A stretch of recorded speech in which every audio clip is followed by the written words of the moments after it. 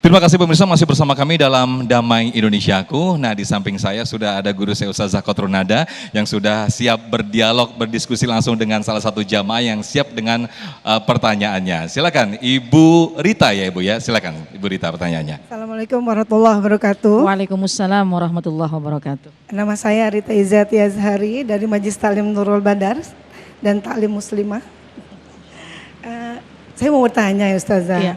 Allah kan berjanji akan meninggikan derajat kita. Iya. Tentunya pastinya dengan mengalami segala macam ujian. Seperti bencana alam maupun ujian diri kita sendiri nih Ustazah. Pertanyaannya bagaimana sih kita tahu derajat kita tuh ditinggikan dan apa kira-kira tanda-tandanya? Baik. Makasih. Baik, Masya Allah. Terima kasih. Boleh duduk kembali Bu Rita? Baik, Terima kasih Bu Rita, ini pertanyaannya luar biasa nih ya. Bismillah, walhamdulillah, wassalatu wassalamu ala rasulillah. Jamaah sekalian, gimana cara ngetes, gimana cara melihat secara fisik, secara mudah kalau setelah ujian itu maka akan datang kebahagiaan dan disitulah tingkatan Allah mengangkat derajat kita. Kita sering membaca surat Al-Insyirah ya. Fa inna ma'al usri yusran, ditekankan lagi ayat berikutnya inna ma'al, sesungguhnya bersama dengan kesulitan ada kemudahan. Ya, sampai 2 kali, berkali-kali Allah menekankan kepada kita bahwa setelah kesulitan pasti ada kemudahan. Bersama dengan kesulitan ada kemudahan. Nah, kemudahan apa? Setelah adanya ujian, kita bisa melewatinya. Allah akan janji mengangkat derajat kita. Di akhirat udah jelas, guru-guru kita menyampaikan tadi udah disiapin surga. Lalu ketika di dunia, hal apa yang lebih mudah kita pahami, yang bisa kita rasakan? Kemudahan. Kemudahan apa? 1, kemudahan dalam kebaikan-kebaikan. Kemudahan dalam melakukan ibadah. Kemudahan dalam ketaatan kepada Allah. Kemudahan hati kita ini menjalankan kehidupan dengan sebaik-baiknya. Pertama, kemudahan dalam beribadah.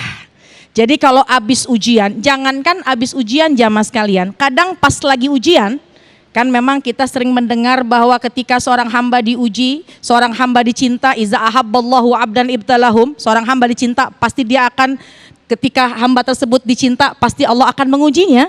Sekarang saya mau tanya, Ibu, Pak, kalau lagi diuji, sholatnya ya, sholat nih khusyuan mana, lagi punya masalah atau lagi nggak punya masalah? Nah itu jawabannya tuh. Kita akan kembali kepada Allah, lagi diuji.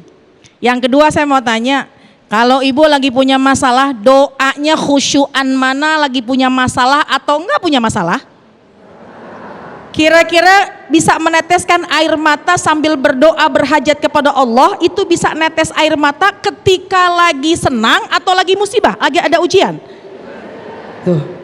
Itu diantara bahwa kedekatan kita akan semakin bertambah kepada Allah ketika kita sedang diuji. Kalau orang beriman, kalau dia jadikan Allah tempat kembali, jadi setelah kesulitan ada kemudahan. Kemudahan apa? Kemudahan nyangkut hatinya kepada Allah.